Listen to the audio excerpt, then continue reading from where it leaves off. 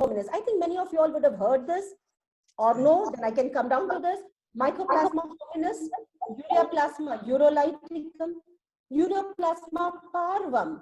Have you heard of these things? These are also the pathogens, but these are into strongly debated ones because you find them also into the normal healthy mucosa. Now, typical symptoms of STI as vaginal discharge, itching or odor, and also associated with bacterial vaginosis. Now, let me make you understand bacterial vaginosis. What do you mean by a bacterial vaginosis? It's a replacement of the vaginal flora by an overgrowth of anaerobic bacteria. So these are your anaerobic bacteria, including Prevotella species, Mobilingus, Gardnerella vaginalis, Mycoplasma species, Ureaplasma species. Now, the lot of work and a lot of articles on Ureaplasma. I'll come back to that Ureaplasma for you. And numerous fastidious and uncultivated anaerobes. Trichomoniasis, candidiasis are the common ones.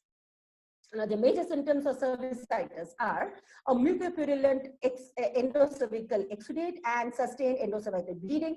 However, many infections are asymptomatic. You won't even know that there is an infection. Coming up to Ureaplasma species, as I told you, I just promised you that I'm going to take you to this Ureaplasma species. So what's it? Now, Ureaplasma, we never had, culture or a swab to understand Ureaplasma. We didn't have that much culture, so we were putting it up as one species of Ureaplasma. But there are two, this thing into it. We have Ureaplasma eurolyticum and Ureaplasma parvum. To understand Ureaplasma more better, they are known to colonize the mucosal surface of the lower urogenital tract in healthy people. So you see there in the healthy people. Now, risk factors for colonization include multiple sexual partners, low socioeconomic status, oral contraception. Prior to the molecular world, see, the molecular world has really opened up understanding of pathogens. Before that, we used to only categorize this as Ureaplasma eurolyticum species or UU. That's it. Now, we have understood that Ureaplasma has got two species, BioVar2, that is Ureaplasma eurolyticum, and Parvum, this is BioVar1. Horizontal transmission of Ureaplasma is by sexual contact, and genital infection is usually asymptomatic. Because of the frequency with which Ureaplasma eurolyticum, now see, I'll tell you, here it is not mentioned, but even Parvum for that matter comes in symptomatic conditions. I went through so many articles and a meta-analysis, and I understood that Ureaplasma parvum is seen with Mycoplasma hominis in most of the conditions of STI. So now Ureaplasma eurolyticum occurs in healthy asymptomatic individuals. Now, certain subgroups have said that certain cases of several urogenital systemic diseases, including non-gonococcal urethritis, endometritis, chorioamnitis, abortions, then, premature deliveries, arthritis, bacteremia, meningitis, these are all reported, but still, I'll tell you, these are little in the debate, okay? Now, why? Because there's a confounding factor to all this. So what's a confounding factor? That we see this, not only the high prevalence of these organisms in asymptomatic person, but also inability to have a traditional culture-based methods used for detection. For, and distinguishing the two species of Ureaplasma parvum and Ureaplasma eurolyticum.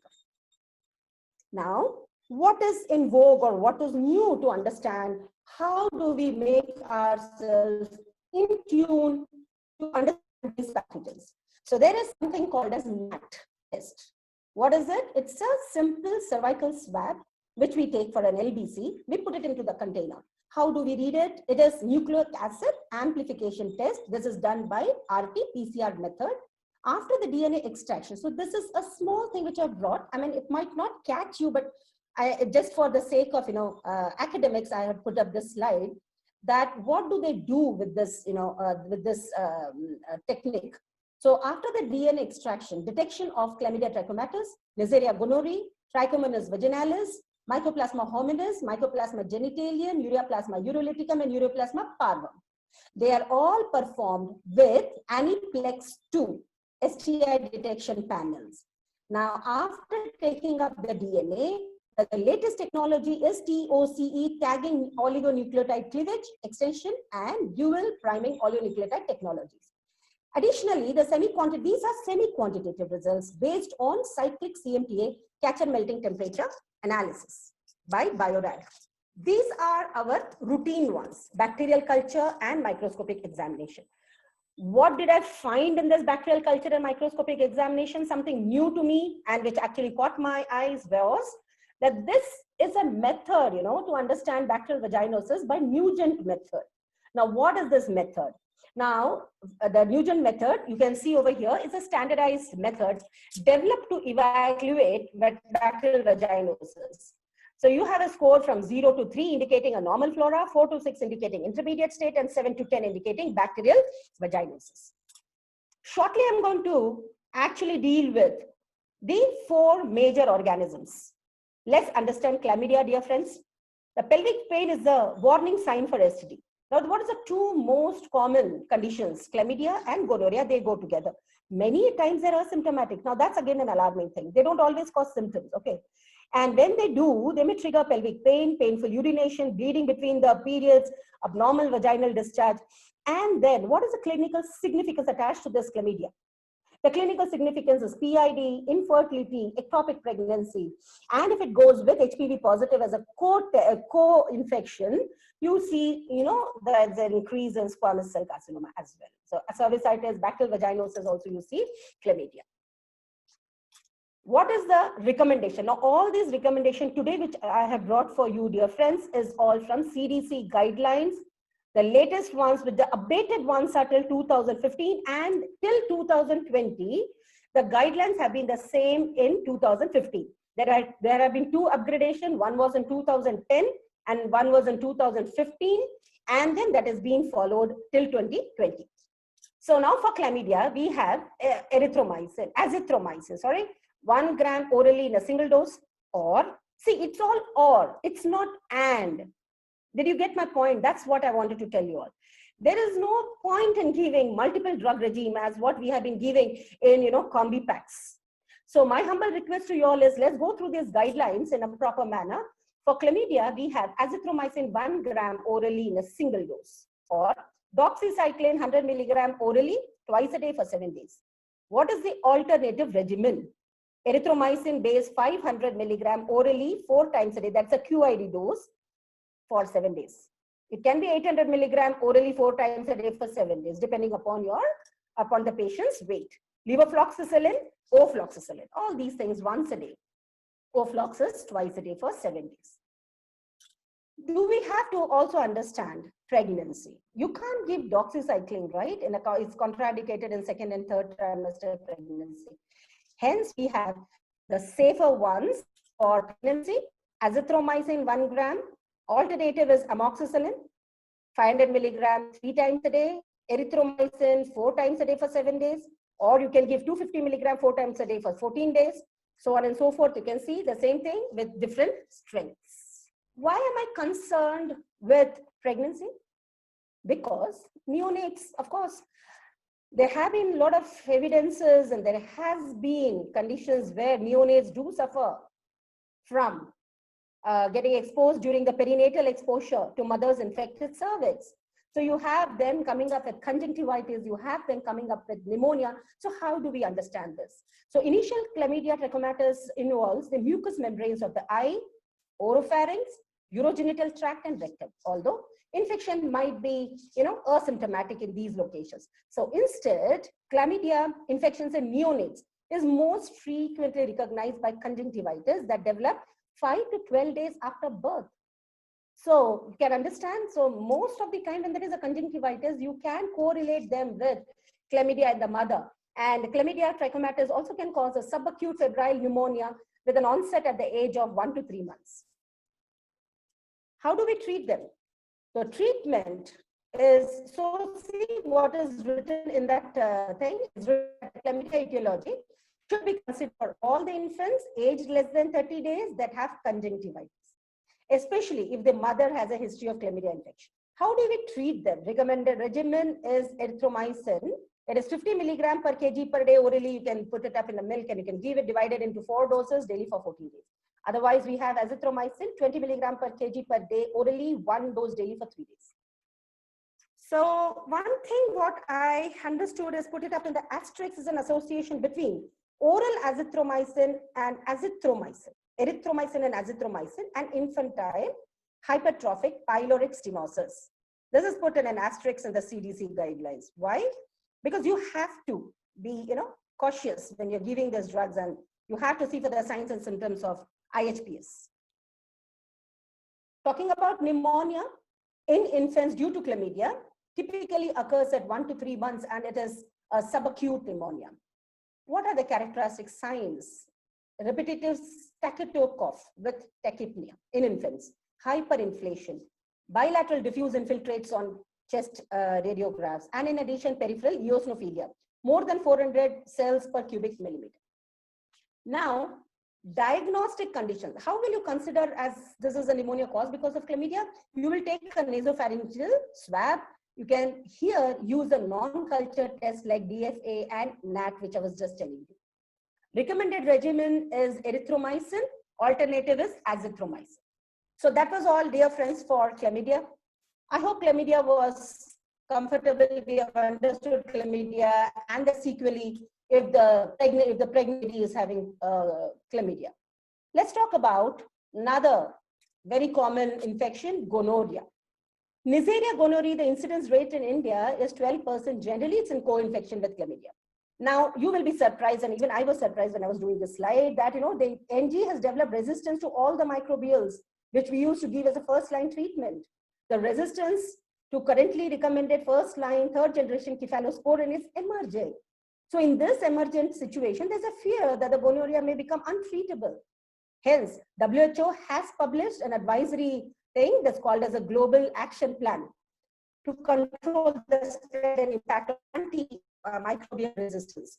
Why are we talking about gonorrhea? What is the clinical significance with it?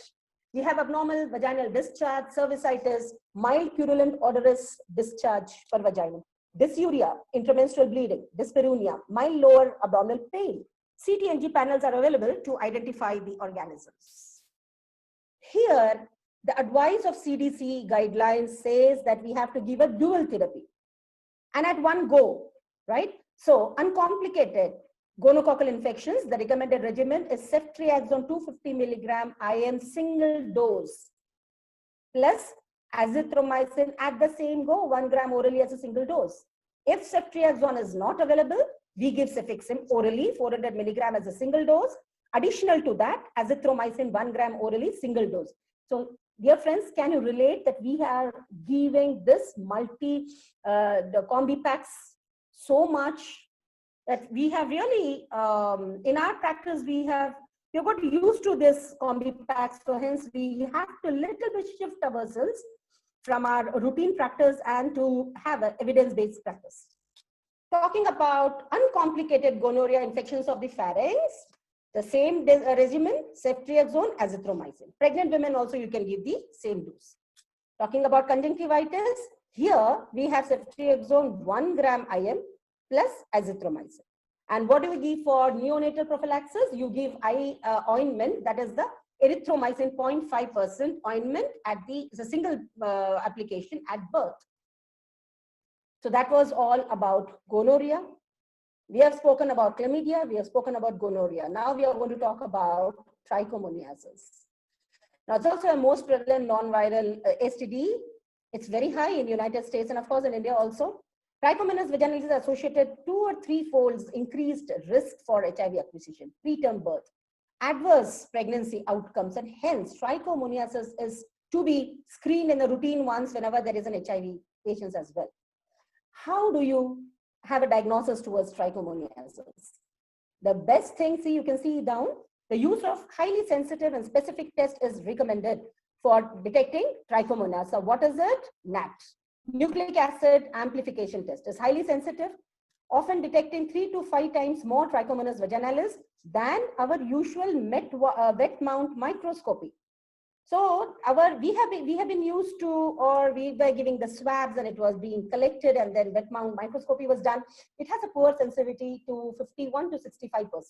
Aptima trichomonas vaginalis assay is an FDA cleared one. No, this is FDA cleared. And you can get the swabs from vaginal, endocervical or urine samples. Now this assay detects RNA by transcription mediated amplification. And look at the sensitivity, dear friends. It is 95.3% to 100%, specificity to the tune of 95.2 to 100%. And these are very less cumbersome technologies of understanding. I have been doing it very routinely, micromolecular assay for understanding STIs. Some infected men have symptoms of urethritis, epididymitis, or prostatitis. Some infected women have vaginal discharge. Now this is diffuse, malodorous, yellowish green, with or without vulvar irritation. Most of them, see now that's again, look at the figure, 70% to 85% have minimal or no symptoms. And they're untreated for might be years and months and whatever. Although the partners might be unaware, it is readily passed when they are during the sexual contact. So among the persons who are sexually active, the best way to prevent is by correct use of condoms. Douching is actually not recommended much because it might have increased the chances of vaginal infections, including trichomoniasis. Let's understand the treatment part. The treatment of trichomoniasis vaginalis recommended regimen is metronidazole, 2 gram orally as a single dose, or 500 milligram alternative regimen I'm reading is 500 milligram twice a day for 7 days. Tinidazole 2 gram orally as a single dose. That was all for trichomoniasis. We have spoken about chlamydia, we have spoken about gonorrhea, spoken about trichomoniasis. Now we are taking up a very common one, which is vulvovaginal candidiasis, VVC. Now, what are the symptoms? Pruritus, vaginal soreness, dyspareunia, external dysuria, abnormal vaginal discharge. None of the symptoms is specific for VVC. You will find that 75% of women will have at least one episode of VVC. 40 to 45% will have two or more episodes. And there have been a number of treatment for this. Of course, all the azole treatments are there. VVC can be classified as uncomplicated and complicated. Talking about the uncomplicated regimen, CDC guidelines, what does it say? It says that, now see over here, it is written over-the-counter intravaginal agents. They are OTC brands. Many people, you will agree with me, dear friends, they come to you saying that हमने तो Candid ointment लगा लिया, we have taken Candid this thing pessaries. So you know this is an OTC brand because it's quite a common condition, very common condition, and that too in tropical conditions like ours, and that too in in a condition where women are more used to wearing tight jeans. You will see the fungal infections and yeast growing up, and hence you see this is as an OTC brand, and this is a clotrimazole 1% cream, 2% cream. Go to all the types of creams, 2% miconazole 4%. Then you have vaginal suppositories. So the dosages are from 7 to 14 days to 3 days to normally we have been giving 7 days therapy for candidiasis. Now see another, the pharmas are coming up with later newer azoles. Miconazole ho gaya, ticonazole ho gaya, butaconazole, terconazole. See, so many agents have now come up. Oral agents of fluconazole, 150 milligram orally as a single dose has been very, very popular. Now we have to understand recurrent vulvovaginal candidiasis. This is something which is very alarming. It is stingy, it is sticky, as what Dr. Vaidehi had put in her time. That where we see is this recurrent vulvovaginitis, and usually defined as 4 to more episodes in a year. And this affects a small percentage. I don't agree with this 5%, less than 5%, because in our clinical practice, we are finding plenty of recurrent vulvovaginal candidiasis. So the pathogenesis is, little poorly understood. It is not always albicans. Note here, friends. We have been talking about Candida albicans, but here you can see Candida glabrata. There is also another non-albican Candida species. So it's not always albicans. This is something which we have to understand. And what further do we have to understand? That each episode we have been giving short duration of topical and oral azole therapies. Now, there is something called as first line maintenance regime. See down, oral fluconazole, 100 milligram, 150 milligram, 200 milligram weekly for 6 months. So this can be a first line maintenance regimen. So before initiating that, what is the recommendation? That to maintain the clinical and mycological control, some specialist Now here the CDC is saying some specialist, okay, recommends longer duration of initial therapy for 7 to 14 days with 100, 150, 200 milligram of oral dose of fluconazole every third day for a total 3 days. That is, you give it on day 1, day 4, day 7. You attempt to have a mycological remission before initiating the maintenance therapy. In pregnancy, definitely you will only give topical ointments or press. Now, dear friends, we have spoken so much about leukorrhea. How does these leukorrheas even present to you? Now I'm coming to practical things. There was a lot of theories which we have discussed now. Let's see this. All these are my patients with unhealthy cervix. Each one coming up with, definitely with leukorrhea. But each one has got a history on its own to tell. And the histories are actually dangerous as well. So now let me tell you, this patient, okay, now this patient comes up with leukorrhea, 29-year-old. She is a case of CIN2, CIN2. Now here, she has HPV negative, but ureaplasma urolyticum positive. HPV negative, you can ask me hordes of questions. Why HPV negative? What? There's so many questions are there. It can be answered in a very brilliant way, stating that, you know, there can be various strains of HPV. We have only 13 probes in hybrid capture. Might be we wouldn't have captured it, or it would have gone as a remission and the cervix is left unhealthy. Look over here. You have this as a condition. This lady came up with ectropion, was treated for ectropion, and then she came up with all these infections. And this is a case of ureaplasma parvum positive. This case, now in this case, I remember this case very well. She was saying, madam, I'm using pads. Pads are getting soaked with leukorrhea.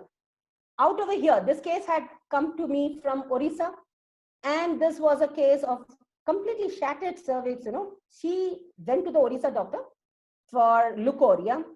They tried to identify some doubtful conditions, and then, you know, this biopsy was taken and all that thing. It is shattered cervix being sent to me, and this is actually a case of CIN2 with an HPV positive. Out over here, now this is a pathetic story. She's been treated for candidiasis multiple times, and this lady actually is a preclinical invasive CA. Look over here, Mycoplasma hominis and ureaplasma parvum positive. Again, a case of leukorrhea. Now this is, everyone can tell me, this is a clear-cut case of Nebautian cyst which is infected. Here we have this condition of CIN3 HPV positive. So now we come to the practicality. When you see such cervixes and such things of leukorrhea coming up, you have put a purse speculum examination, you've seen those cervix. What do you do with it? We take a scrape, right? We try to understand the PAP test. So now I'm going to touch a little bit on PAP test. There is a history to the PAP test. It started with George Papanicolaou in 1928. Dr. Herbert Trott joined him, 1940, Canadian gynecologist, Dr. Ernest Iyer. That's why he developed Iyer's spatula, which we still use in our clinical practice for conventional PAP. 1946, the first screening clinic was established. A very nostalgic movement, isn't it? Till then we have been treating, but look at that, the first screening clinic. It's truly a nostalgic moment. Talking about conventional PAP, you can see over here, this is the brush, and these red ones are containing precancerous cells. This has been scraped, the brush has been, you know, placed, and then we are swiping it across the slide. And then we are discarding this brush. So what's happening? Over 80% of the collected samples discarded. We have sprayed it, missing cells. So this is something, a field which we missing elements. It limits the accurate diagnosis. Non-representative sample may not reflect patient's actual condition. So this is the endocervical part, and then there's ectocervical. We have scraped it. Vaginal discharge, which is again scraped and spread onto the slides, fixed with hairspray. That's with our conventional. Talking about LBC, LBC has slightly changed the picture, and it's really giving us a very good field to, analyze.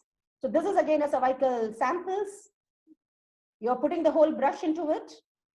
So 100% virtually all the collected samples are rinsed into the vial. Then they are preserved in this preservative. You have this filtration process, disperses random cells. So you get a clean field. You can see the clean field. So representative thin layer of cells and is clear of obscuring elements. Increased opportunity to detect early signs. When we take a scrape, we have this as an endocervical part and an ectocervical shoulder. And we have to scrape it from the transformation zone. Different collection devices. We discard the whole brush into the vial. It is onto the vortex.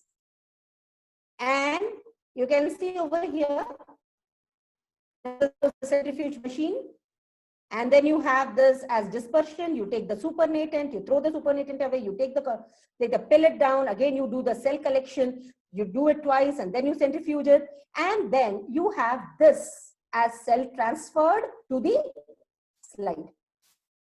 So you get a superbly clear field. And as a gynecologist, because since I am a colposcopy trainer, I also train cytology as per the BC guidelines. You have to have a microscope with you, dear friends, on your chamber, and then you can enjoy the slides on your own, histopathology as well as the pap test, the cytology. So see, these are your LBC slides. These are your conventional ones.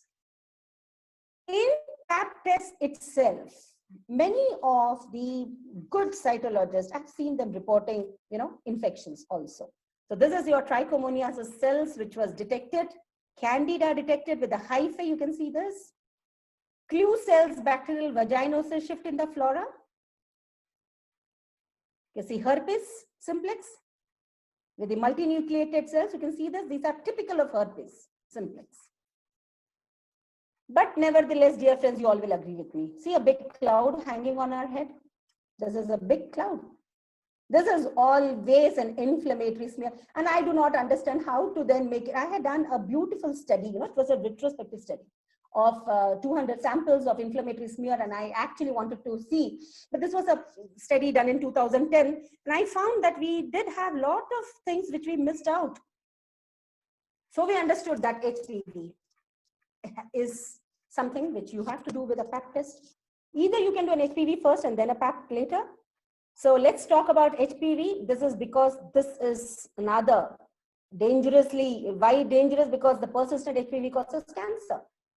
So this is an STD which you have to understand little bit of HPV, human papilloma virus. Harald Zurison in 1936 won Nobel Prize for discovering that the virus HPV, persistent virus, causes cervical cancer. Now HPV is the most common sexually transmitted virus. You have low risk, you have high risk. You have this as a genome over here, and you will see that you have early virus, late virus, you have URR. What happens with HPV goes to the basal layer, it infects the basal layer, and then there are certain release of E4 and E5. There are multiple copy numbers. Now, having multiple numbers from 10, it goes to might be 100 per cell or 1000 per cell. And then when it comes to the superficial layer, now it has to get, transmitted out or shed. So when it has to be shed, it has to be a stable virus. Normally, HPV has got a episomal, a circular DNA. It's a circular DNA. When it goes into the cytoplasm, it is an episomal form. I'll come to that now. So now our now seeing over here, this is what I was telling you, that HPV first infects the basal layer. It is in the episomal form. So this is the infective HPV. Then comes your inflammatory HPV. These are your different types of HPV, different stages of HPV. It takes weeks where the HPV virus this is a circular DNA, it enters into your host cells onto the cytoplasm as a circular DNA itself. And then there are multiple copy numbers. It is then, that late genes, they get activated, they encapsulate it, and that's how the virus is shed. What am I worried about? What are we worried about? Are we worried about till here? If you see a histopathological slide on this condition where there is a inflammatory smear, Kindly take a biopsy and just see it. What will you get? You will get conditions called parakeratosis, hyperkeratosis. That means keratin granules getting accumulated. That's why when I teach in my classes, I tell them about sweet score, and in the sweet score, you will see absent blood vessels. All that things are related to your inflammatory HPV. Later on, why am I worried about this? When your episomal DNA gets linear, it splices onto URR. See, I was telling you here, LCR, here it breaks. It gets into linear form. It gets integrated into our host cell DNA, and that's the danger point. When you have E6, mRNA, E6, E7 genes getting, oncogenes getting manifested, and that's the story which goes into preclinical invasive C. So you have HPV infection, episomal DNA, uncoating, linearization. Still then it is genomic maintenance, but when it gets integrated, there is an instability. So oncogene expression, multiplication, and new virion formation, CIN progression. This is what I told you, dear friends. Now you will understand. I just want to little bit correlate. I know I'm little bit deviating from my topic, but I think it's okay. It's of a significance for us to understand that capsid proteins, L2 and L1, HPV vaccination, prevention vaccination takes up L1. Whereas the newer vaccination, that is the monovalent vaccine, are taking up L2 to build up their capsid proteins. What are the different methodologies of understanding HPV? We have hybrid capture, the only gold standard. And that's approved. In an hybrid capture, what do? We get the copy numbers. I mean, how do we get? See, there are two methods. If I can just quickly come up to HPV. Hybrid capture is USFDA. It's a robust method. So when you collect it, there are 13 probes to identify HPV by the hybridization technique. Now with this, the morphological changes occurs only when there are copy numbers which is to the tune of 5,000 or more of HPV. This study has been done by a beautiful study by Dr. Shankar Narayan, and it's an evidence-based study where they understood by having certain copy numbers and more, there is a little morphological changes which you see onto the cells of cervix. But if you do a PCR method, routinely we are getting a PCR method. PCR is a method, it's a very sensitive method. You can even identify 50 copy numbers, but is it to any significance to me as a clinician? Because I have to have a clinical sensitivity and not a lab sensitivity. Are you getting the point, dear friends, what I want to actually mention to you all? So we cannot, because if we are going to apply PCR, we are going to get multiple of HPV positives and we will not know how to take up these cases. So let's stick up to the gold standard, which is the hybrid capture. Then from there, we can take up the test like Roche-Cobas, which is genotyping test. Now the 4 tests, which is these are the only test which is US FDA approved and approved by WHO as well. Cervista finds with the hologic method 1618, Cobas 4800. Now this is available in our country. It wasn't till date, but now it is available. We are lucky to have Roche molecular test with us. And then one RNA test is Aptima. So Cervista and Aptima, as of now, we are not got it. We have those guidelines, and I was lucky to be a part of it, making it. So we had HPV testing. Then if it is positive, we can go with VIA tomorrow. Anyway, we are going to go with VIA colposcopy as a sequel to this lecture. If it is cytology, if it is more than ascus, do a colposcopy. 16, 18 positive, go a colposcopy. We can also have all these guidelines are there in the web page. So we can definitely, these are beautiful guidelines made by our FOXY society itself. And then with the co-testing.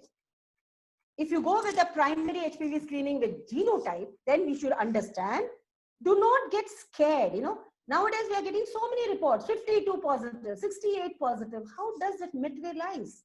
How do you talk? How do you talk to the patient? Because the patient is a Google savvy.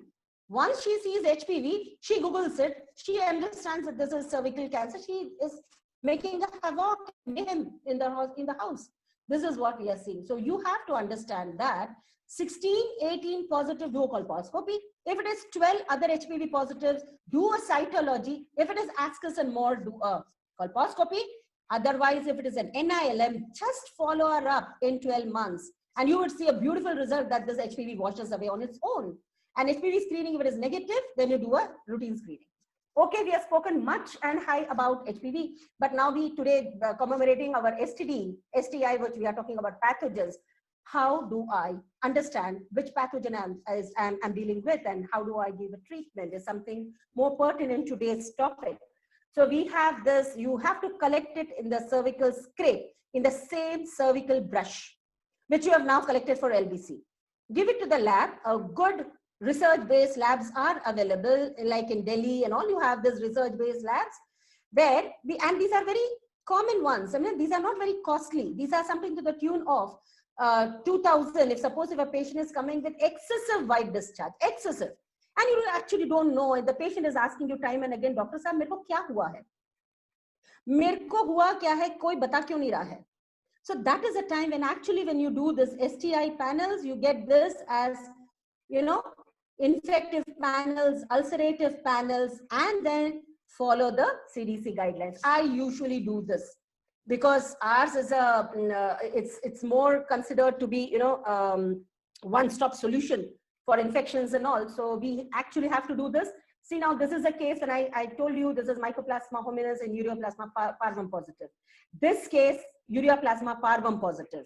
This case, you see, evidence-based practice. If I had not seen a herpes, like I've seen herpes, so I could treat her, but then there have been conditions where how do you are very sure that this is herpes?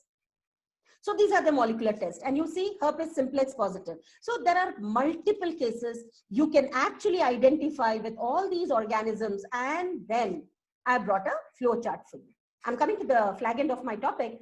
So you have an unhealthy cervix or a leukorrhea patient, you do a perspicuum examination, you note the color and smell of discharge, whether it is candidiasis, whether it is bacterial vaginosis. You can understand by the frothy, by the color, by the smell and odor. You take a cervical scrape for HPV, LBC, and or STI panel, treat it with appropriate antibiotics, probiotics, with the evidence-based practice. This is something which you will have to understand, and not just a multi-drug therapies. If ever, if still she is, you know, coming up back to you with an unhealthy cervix, what will you do now? You will do an OPD-based VI/LI. Tomorrow we are dealing with this. There is a colposcopy, go ahead with it as a sequelae if there is a persistent unhealthy cervix, and then you follow the guidelines in the scrape. So dear friends, evidence-based practice is something which is going to help you to stop leukorrhea. Multiple drug regimen should be stopped, and we should be giving an evidence-based practice. From empirical, what am I seeing over here? We aren't in the dead end. Let's not do this is actually a googly ball, which actually Dr. Vaidya had put it very fantastically. It's a googly. You have to play it safe. You just can't, you know, make yourself clean bold by giving multiple drug regimen, and then the patient is going from one end to another, and then she changes her pathy. She goes to homeopathy, Unani, whatever. Let's focus. From an empirical one, let's come to evidence-based. So these are the alternative endings. And I come to a small prayer for you all. Peace is the inner light. I wish you peace, the kind that lights you up from inside out. Today being the new year for Tamil Puttan, and then you have it for Baisakhi, Vishu. Then this is Nababarsh and Happy Bihu. In this testing time of ours, with the COVID time, I pray that the new year commemorates great hope, positive belief of fresh beginning, hordes of good health, happiness, and an energetic mind. Nagpur society should be applauded with the highest energetic mind. Thanks a lot, Dr. Vaidehi. And if ever you want any other further help, we have these numbers. You can take the numbers and you can talk to them as well. Thanks a lot for the patient hearing, dear friends. Dr. Priya, you can stop sharing the screen.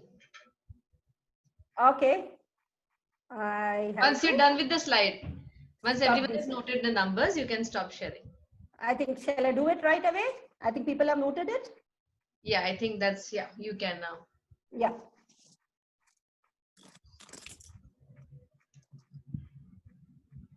Over to you, Swati.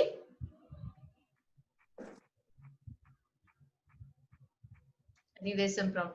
Thank you so much, Dr. Priya. It was such a fantastic lecture today. And you would be so happy to know that almost 300 participants had joined us today for your talk. and it's all thanks to you and your charisma and your people know about you. So we will take up the questions now. Yeah, of course, I'm waiting for lots it. of them, and people can go on typing. I'll take up one question one by one. Yeah, yeah. First question was about NAT. One moment, I'm just scrolling down. Yeah, molecular biological test. Yeah, would you recommend NAT as a routine with culture, and what is the cost? As I just mentioned, see, NAT is very cheap. It's something around 1,500 to 2,000. Why do we recommend this is, as I'm telling you time and again, it's not for one time STI, okay? One time, but if the patient is coming repeatedly to you, and then you don't know how you're going to treat it, that's the time when you do a NAT. And better than a culture and this thing, because in culture you're going to understand only chlamydia, Neisseria, and few of them in a culture. And here you're going to get 14 organisms at one go. So I think that's how we can take it up. Yeah. So one, Dr. Manisha has asked you the role of topical antibiotics for neonates. Topical antibiotics for neonates. Yeah. But then that's a condition when the pregnant women has certain infections. Otherwise, why will you? Otherwise, that's most probably what she wanted to know. Otherwise, you won't. Yeah, of course. But if she's pregnant and the baby, she's delivered a baby, what is the role of topical antibiotics?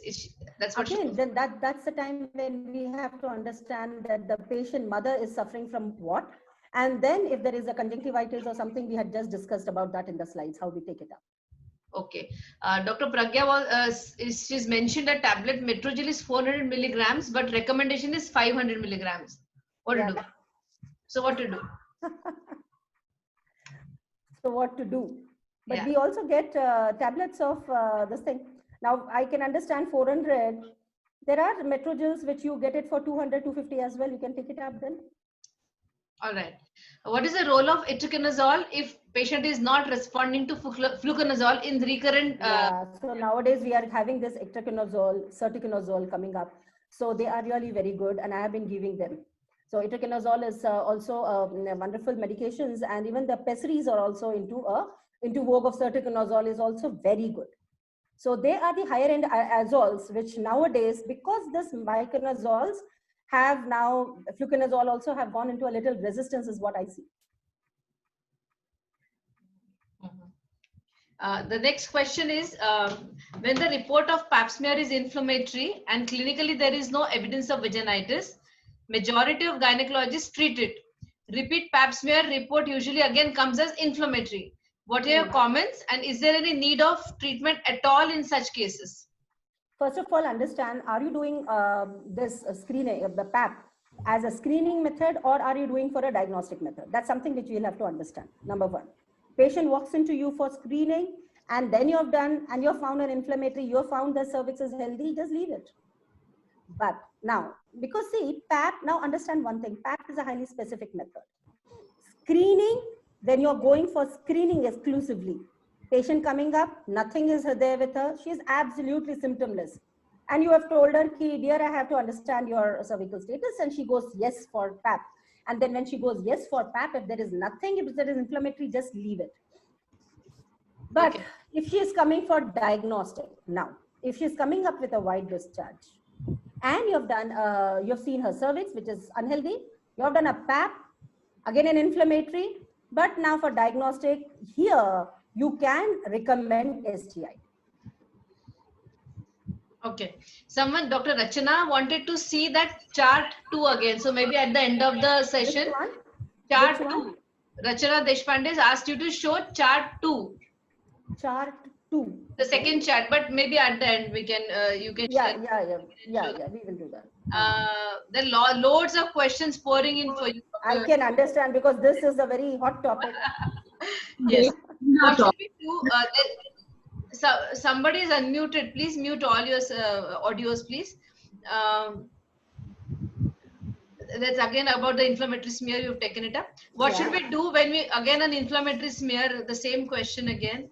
I can understand, because inflammatory smear. See, let's take this up once for all, because I understand inflammatory smear is something which we have been dealing every now and then. But now inflammatory smear, you have to understand, let's do, rather than doing this, we do a core test, which is a very high specific test. Sensitive test is HPV. Along with that, you have done a PAP test, which is highly specific.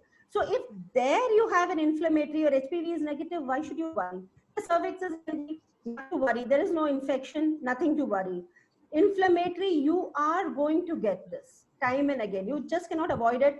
LBC can be a little bit of an answer to, reducing the inflammatory score. Okay. Dr. Ashwin is asking which lab is offering STI panel. I just put up certain numbers, so I can share that with you. Yeah. Any local treatment for aerobic vaginitis is the next question. See, I tell you, there are hordes of treatment. Local treatment, bolega to, then you have those pessaries as well. But the one thing which I understood was, I do not know, I have not done a study on it, but there are certain medicines like Efil and all these things, they are more of a probiotic things, but they are giving beautiful results. Beautiful results I have found with those type of pessaries, those types of ointments. And then going along with little bit of probiotics also definitely helps, because anyways, this patient would have gone to n number of doctors. Believe me, she would have done a self-treatment with an OTC brands also. So I think, yes, having a local pessaries or local things does help. All right. There's a question. What do you mean by NILM? NILM. What do you mean by NILM? Negative for intraepithelial lesions or malignancy. Yeah. Role of vaginal prebiotics in leukorrhea? I have already mentioned. Okay. When to treat the partner? Always. It has to be treated. And now, believe me, again, another thing of a social thing, little bit, multiple sexual partners. So become little bit more comfortable asking questions as well. There's no harm. Nowadays, we are seeing premarital sexual things very common. So remove the inhibition of how to ask these questions to the patients or how to just directly ask them. There's nothing wrong in it. Understanding that the multiple sexual partners, if the X1 is treated and the Y is not treated, she's going to get it repeated. Right. Can NAT replace culture? It can, because it's a high sensitive one. It is to the tune of the sensitivity is, because these are DNA tests, you understand this very clearly. And these are DNA tests. It is, we can get the results within 2 or 3 days, and molecular test. So as I told you, culture has got limitations with how many organisms are you going to actually identify. Whereas here we have 14 organisms which can be identified. These are wonderful multiplex assays. All right. Ma'am, can fenticonazole tablet in late 2nd or 3rd trimester of pregnancy be prescribed? See, the CDC guidelines had said that for pregnancy, let's keep it up as topical ones or, pessary applications. Is secmetasol 2 grams fine for trichomoniasis? Serticonazole for trichomoniasis. Yeah. For trichomoniasis, we had the CDC guidelines of metronidazole, but serticonazole, now they have to be understanding that this is an antipyretic, parasitic, which we are going to talk about. Serticonazole, they are azoles. They are more towards your candidiasis. So it's better we stick to those guidelines. Okay. Anyone can Nagpur answer that? Which labs in Nagpur conduct NAT test? Dr. Leena, can you answer that? I've unmuted you. Which labs in Nagpur conduct NAT test? No. Okay. HPV testing interpretation in vaccinated women. Yeah. And syndromic management in resource poor settings. So HPV in vaccination, get back to me. Dr. Vaidehi, what is the question? Yeah, the question is, what is the role of HPV testing? How is the HPV testing interpretation in vaccinated women? Vaccination, you need not do an HPV testing for, that's not a prerequisite for vaccination. Okay. And now suppose if you're vaccinated also, you're vaccinated against 16, 18. Phylogenetically, it can, okay, have a tree of, 33 and 45. But what about the rest of the interpreter? What about the rest of the viruses? What about the rest of the strains, I mean to say, of HPV? So you go as per the routine ones. It's not, it's immaterial that you have an HPV vaccinated woman and then you're doing an HPV to understand kya hai. So it's nothing of that sort. All right. And syndromic management in resource poor settings. Syndromic management, that means you are just treating the syndromes or you are just treating the symptoms. So again, in a resource poor setting, I will be taking up tomorrow VIA. See, in government guidelines also, GOI. I've been also instrumental in making some modules for them for MP government as such as a TOT. What did we take up in the syndromic management was we understood that a lot of poor resource settings. Here you do a VIA, understand what is the pathology you are actually getting connected with. And then from VIA, tomorrow I'll be taking this topic anyways in a bigger way. That from VIA, we can do a colposcopy if there's a VIA positives and then all the hordes of things. We will take up this question tomorrow. All right. Is it good to advise abstinence or condoms during treatment period? Better. Condoms is always, but the right methodology of using a condoms. That's something which has to be understood. Can you give and the partner being treated as well. Okay. STD profile, where is it? STD profile, what is this cost and where to get it done? The same question again. Same question. I will share certain numbers. As I told you, you all can take up that numbers. These are research-based laboratories and they have been doing this. They have been also doing Roche test for that matter. Roche is very, as I told you, Roche is one of the tests which is available for HPV. Again, a US FDA recommended test. So I will share those numbers. You can take it from there. Okay. You answered that. I think any role of Ecoflora and Florecia, you've answered that, right? Yeah, I've answered that. Yeah. Or yeah. especially active girls who come to OPD worried about STDs, what should be the recommended testing and treatment? This is same, no, similar, because see, I tell you those few of the slides which I shown you, those were active girls which are unmarried and the Mycoplasma hominis came positive for them. So again, giving them that CDC based guidelines of 1 gram of ceftriaxone injection, those things which I just showed you in the CDC guidelines, this really helps you a lot. Okay. Antibiotics are the same for treating the partner? Yes. Okay. Because it's the same infection. That has to be done along with culture and sensitivity, or does the report tell about the sensitivity of the antibiotics? Is a question from one of the doctors. The antibiotic sensitivity is not there, unfortunately, in that. It is only for understanding the organisms. Whereas now, when you do a culture sensitivity, we also have the antibiotics also be listed up. That's one of the advantages of doing a culture. Okay. Over that. Yeah, Dr. Pragya asked you, people using bee wash, I mean, any hygiene wash, she has seen that it increases the discharge. Is that so? Yes. See, one of the statement was avoid douching. Did you see that? Bee wash and then douching and all these things. Even I have seen, for that matter. I've seen in plenty of cases, applying these things, the pH alterations leading to further infections. And then all those opportunistic infections coming up. So I think it's advisable that we recommend now that there's no need for all these, douchings and all that thing. Just leave it, and I mean, it should be fine. Please correct me. Do we use? I mean, the patients are not douching with bee wash, right? They are just applying externally. They are just applying, but then prior to applying, they are douching.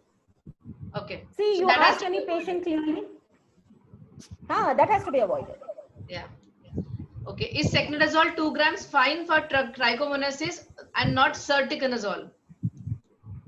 All these conozoles are azoles. AZOLES. They come under the brand of azole. I mean subgroups of it.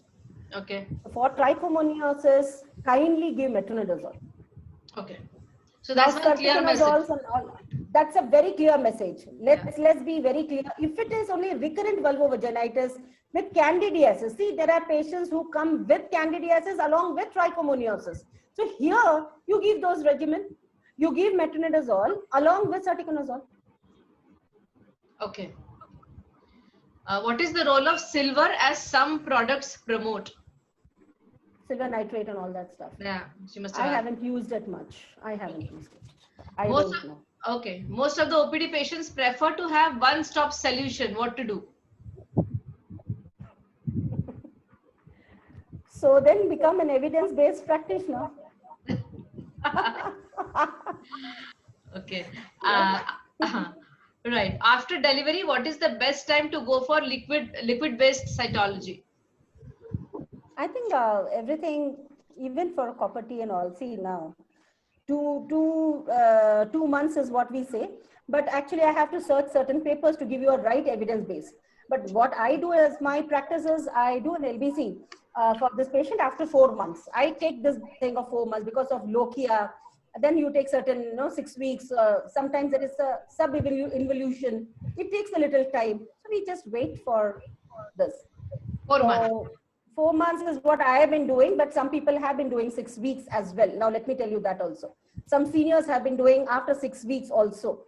Now, for this question, we will have to go for a meta-analysis to understand actually what is the recommendation. All right. Sexually active young girls who are asymptomatic but come to make sure they haven't acquired STD, do we still treat them according to CDC guidelines with antibiotics? We first understand them, that do really they have any infection or not. It's not necessary that sexually active can also be with a protected sex. So not that every time they have an STD. So we have to understand what type of infection they are coming up with or what are the signs and symptoms, and then only we do it. Okay. Because nowadays this question has become a very, very important, pertinent question for that matter. Okay. Can ANC period be taken as an opportunity for routine PAP, as pap smear screening rate is very poor in India?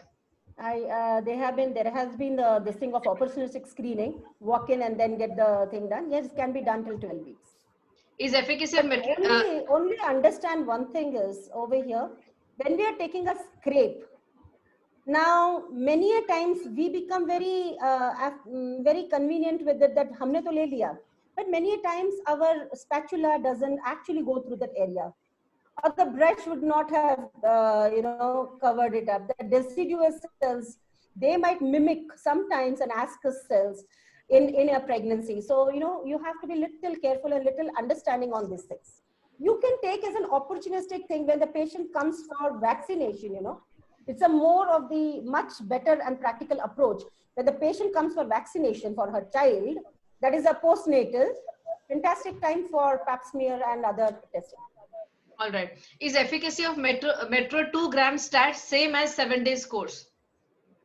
I think yes, that is why it is or and or. You could see that ors. Okay. Gardasil, is it better or is it for same age group? I didn't get it. Probably she means to us, is Gardasil better?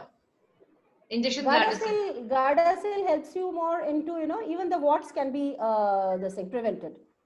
So now let's understand one thing very clearly out over here, that Gardasil and Cervarix, all these things, why are we giving? We are giving it for prevention of cervical cancer. So efficacy in both the things for prevention of cervical cancer is same, absolutely similar. So whatever is available to you in your place, sometimes in my condition in Thane, I wasn't getting Gardasil and I was giving only Cervarix. Okay. Can giving 1 gram azithromycin in 3rd trimester or in early labor prevent chlamydia infection? Yes, it is, and it is recommended too. Okay. The next is again they are asking about the labs in Pune, Pan India. I will share that. Okay. Which HPV vaccine do you recommend? You answered that. How often LBC should be taken if one smear is normal?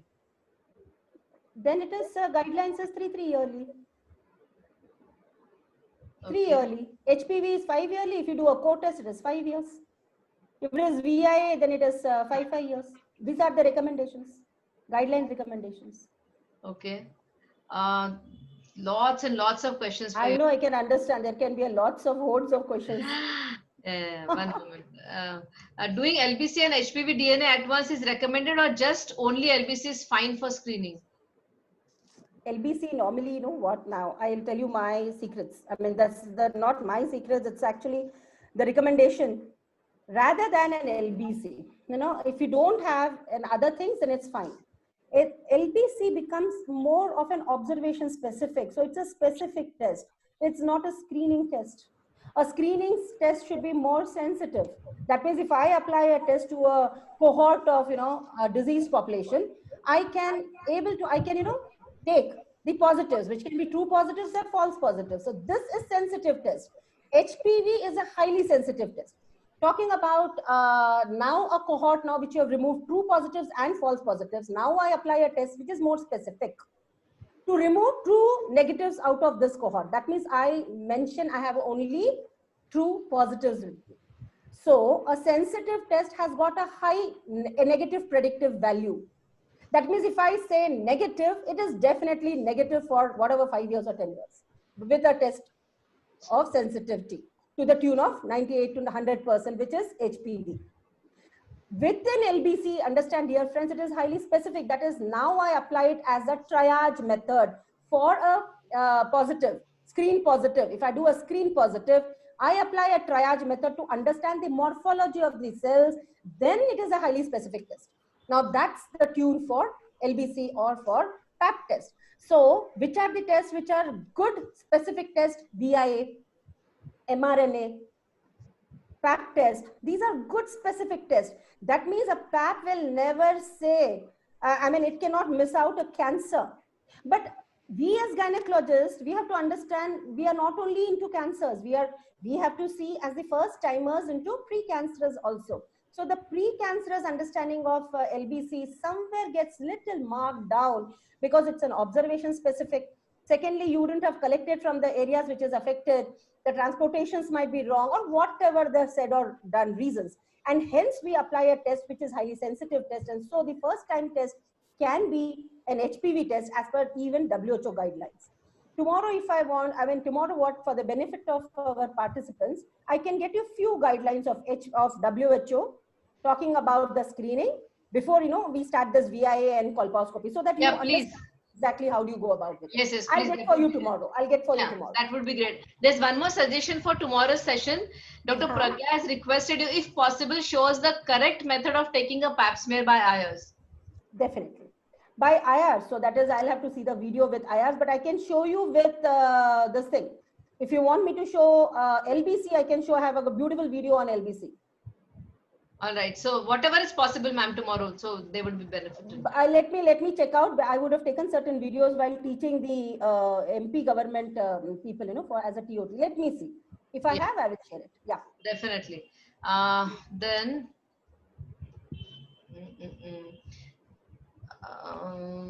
HPV LBC is done already. Is there any role of HPV vaccination in age group of 40 and above who are asymptomatic? Recommendation is 45 years. You can give the vaccination till 45 years. Now but the efficacy, this is our GCPR guidelines. So you do recommend for women above 40? Yeah. But now understand one, it's a catch. Now what is the catch? The catch is you have to tell the ladies, first of all, you have to take a consent. You have to tell them that the efficacy might not be 100%. Yeah, let them understand this quite clearly. Yeah. True. How to go about in recurrent leukorrhea in asexual inactive women? Recurrent leukorrhea in sexually inactive. Inactive. That is sexually inactive. Yeah. Again, the guidelines are the same. No, it can be because of candidiasis. Now she is wearing suppose a tight panties or something of that sort. Tropical conditions giving rise to unhealthy, unhealthiness. I mean, all that thing. It's not every time sexual activity can be the main part. Right. It can be because of any other conditions as well. So the thing is going to be the same. The understanding is going to be the same. Yeah, probably she means she won't be able to do a proper PSPV examination. That is why maybe I'm not sure why she asked that. Because she's can be because of that. Now again, see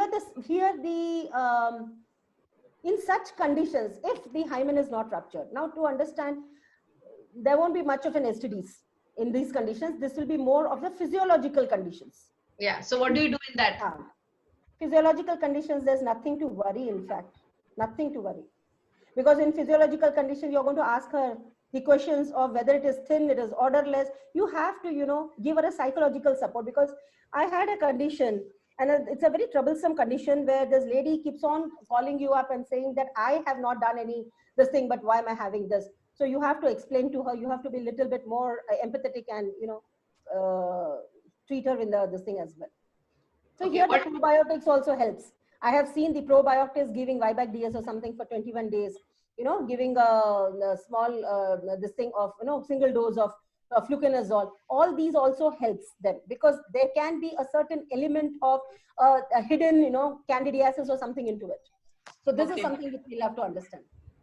What to give for routine vaginal cleaning? I mean, she must have what to give for routine vaginal hygiene, maybe. What do you recommend? People, there are plenty of it, no, like V-wash or something of that sort also. But then first thing is a simple, you know, lukewarm cleaning.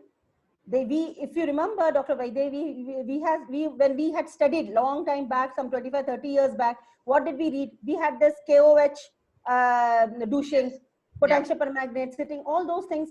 And also the better part is, you know, betadine. Our old timers, we have been doing this as betadine cleaning or betadine pessary or suppository. This helps. So again, the same similar question: role of different hygiene washes or a market, or is it a market game? Let's not fall into any of these gimmicks. So should we use or not? Should we recommend or not? Should we prescribe hygiene? Not needed. Not as a routine. Not as a routine. Not needed. In fact, not needed at all. Even you don't prescribe it. The ladies, the girls are going into airport. They are seeing so many advertisements, and they are coming back to you and saying that we had used this. So you don't have to prescribe it. They themselves are coming up with it. Okay. Dr. Varsha Dawda has asked you any role of clindamycin in vaginitis. Clindamycin does have a role, but in CDC guidelines, I didn't find clindamycin. That was very much surprising. But we have been giving clindamycin as well. Okay. Let me just scroll down because role of arginine gel and F heal in cervical erosion. I found it very good. Good. In fact, in fact, if you see that Orissa patient which I just told you, she had come with a completely shattered cervix.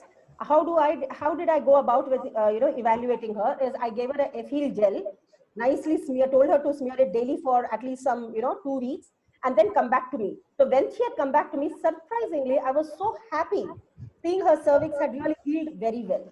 So that's the time I understood that it does play a good role. I think that's it, because this will go on. Yeah, I know. We will be then catching up tomorrow at the same time then. Yeah. I think we have covered almost all of them. Some are just repetitive questions. I will share the numbers. You all can take up that. That's quickly. I can do that for you all. Yeah. You can read out maybe, or you can again share this. Just a minute.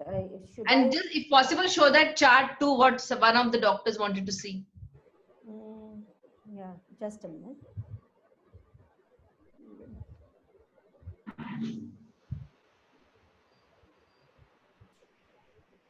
I should do a share the screen, right? Yes, ma'am. Yeah. So this quickly, you can take the snapshot of this. I put my number as well. I thought like if suppose somebody has further questions, can ask. And then I go to those. Which one was the flow? Which chart you all wanted? But I forgot. I'm not able to trace that question. But please show the chart 2 again. Chart 2. Is this it? This chart? There was a chart. I think maybe who asked that question can quickly type in again. All right. I got it for you all. Yeah, maybe this. Let me read this out for you all. It will be easy. Yeah, they can just take a screenshot. We'll save time. Yeah, better. All of you can take a screenshot of this flow chart. This is just simple. See, you have been doing HPV plus LBC as a co-test. If it is coming both as negative, you return it for 5 yearly screening. If the HPV is negative, cyto is positive. What do you mean by cyto positive? It can be ASCUS for LCIL or ASCH or HCIL. If it is only ASCUS, because many times you have been seeing ASCUS, right? And LCIL. So then the chart is saying that you repeat the co-testing after 1 year. If it is ASCET or Etzel, you do a colposcopy. And here, after repeating this co-test after 1 year, if you find HPV negative, cyto negative, just forget it for 5 years, call her up after 5 years.